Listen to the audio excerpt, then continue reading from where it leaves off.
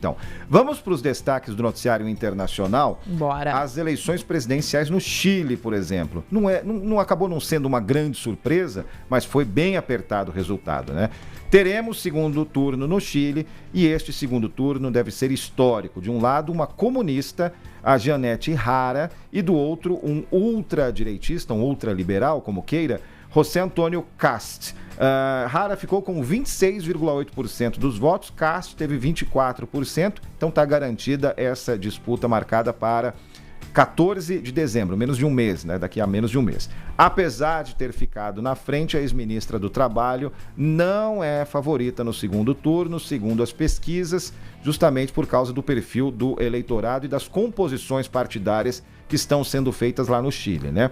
Outros dois candidatos de direita foram bem na disputa, somaram 26% dos votos. Então, há essa leitura dessa tendência aí para o Kast e não para Jara, né? Esses votos devem ser transferidos para ele, então. A esperança de Jara, Janete Jara, né, é puxar os quase 20% do populista Franco Parisi, já que o presidente Gabriel Boric, ele também é de esquerda, né, anda com a popularidade baixa. Uma curiosidade das eleições desse ano é que o voto foi obrigatório. Isso levou mais eleitores às urnas, cerca de 66% da população. Os 34% que faltaram podem receber uma multa de até R$600. Nos Estados Unidos, gente, Donald Trump deu uma baita guinada, agora pressiona os próprios republicanos a votarem pela abertura total dos arquivos no caso Jeffrey Epstein. A gente falou muito disso no final da semana passada, porque milhares de documentos foram divulgados, foram trazidos a público e a gente relembrou que durante a campanha presidencial, Donald Trump tinha essa promessa. Ele falava, se eu for eleito presidente, vocês podem ter certeza que eu vou mostrar tudo. Vocês vão ter acesso a todos os documentos para saberem, para concretizarem, né? E que eu não tenho nada a ver com esse cara. Nós éramos amigos e não éramos mais na época em que ele morreu. A gente lembra que Epstein, ele morreu na prisão. Só que agora, Donald Trump, que tava assim, negando, mas tava bem quietinho na dele, não queria falar nesse assunto, veio a público de novo e falou, republicanos, vocês podem votar pela abertura total dos arquivos que eu apoio. Essa mudança aconteceu no meio de uma pressão crescente em Washington.